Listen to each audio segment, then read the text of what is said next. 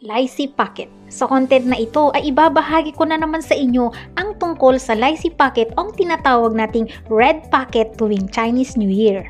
Ang Lychee Packet ay makikita natin karamihan tuwing Chinese New Year. Ang Lychee Packet ay naglalaman ng pera. Kadalasan, ang Lychee Packet ay ginagamit ito bilang panregalo sa mga espesyal na okasyon, sa birthdays, sa Chinese New Year o kaya naman sa Pasko. Sa Hokkien language sa Southeastern Chinese, ang red packets ay tinatawag nilang ang pao. Sa Cantonese Chinese naman ay tinawag na Lychee.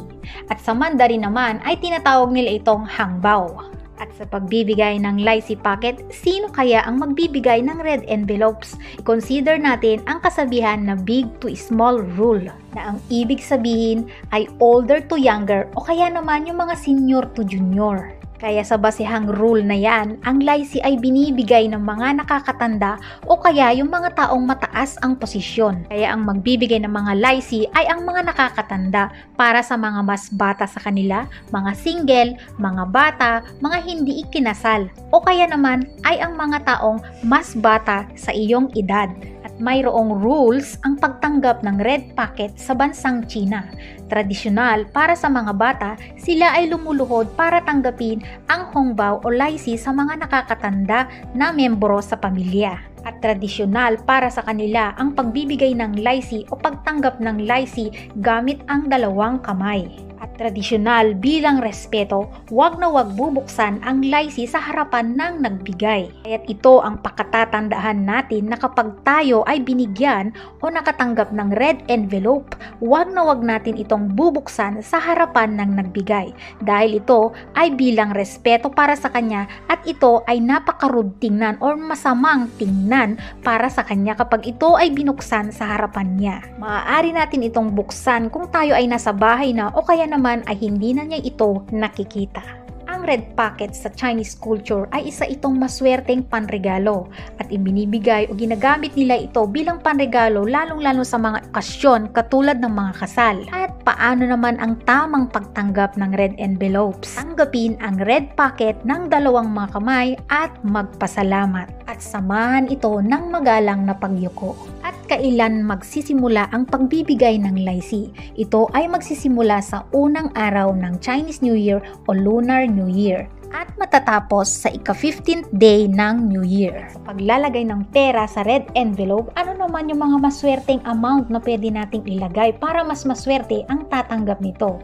Ito ay ang mga even numbers katulad ng 200, 600 o kaya naman ay 800. At sa Chinese tradition, iniiwasan ang pagbibigay ng malas na numero katulad ng $40, $400, $444 o kaya naman ay $4,000 dahil ito ay nangunguhulugan na ang ibig sabihin ay death o kamatayan. At sa mga Chinese, ang Lychee Packet ay inihahanda nila 15 days bago ang Chinese New Year. At ang pagbibigay ng Lychee ay kailangan mong ibigay ito sa tao na first time mong makikita sa araw ng Chinese New Year. At ang pagbibigay ng Lychee Packet ay mayroong 15 days lamang sa New Year.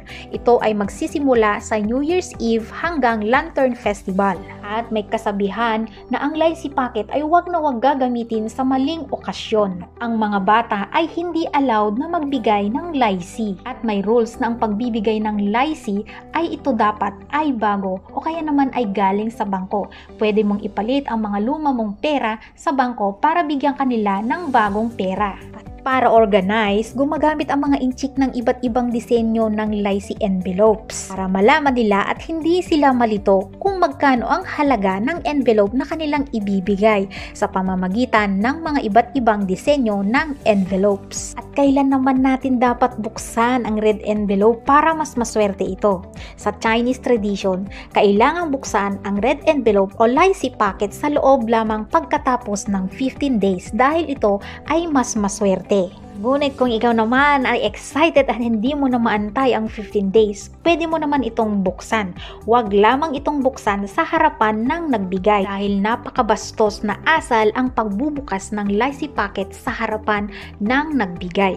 Okay guys, sana ay may natutunan na naman kayo sa mga ideya na aking ibinahagi tungkol sa Laisi Packet ngayong Chinese New Year. At dahil ako ay isang OFW helper na naninilbihan sa isang Chinese family at Western family din na pamilya, na-appreciate ko ang kanilang kultura. Masasabi ko itong napaka-unique. Nagustuhan ko ang kultura ng mga Chino, lalong-lalo na tuwing Chinese New Year Festival dahil sa pagtanggap ng Laisi at syempre tayo mga OFW domestic helper ay ating bakasyon at holiday natin at kasali din tayo sa pagsalubong at pagdiriwang ng Chinese New Year. Wala man ang ganitong kultura sa pagbibigay ng Laisi tuwing Chinese New Year at hindi tayo nagdiriwang ng Chinese New Year tayo mga Pilipino, kailangan pa rin nating maging mabuti sa kapwa natin sa pamamagitan ng pagbibigay ng kusang loob na pagtulong sa mga nangangailangan. Muli, hanggang dito na lamang po ulit at ako po ay nagpapasalamat sa inyong suporta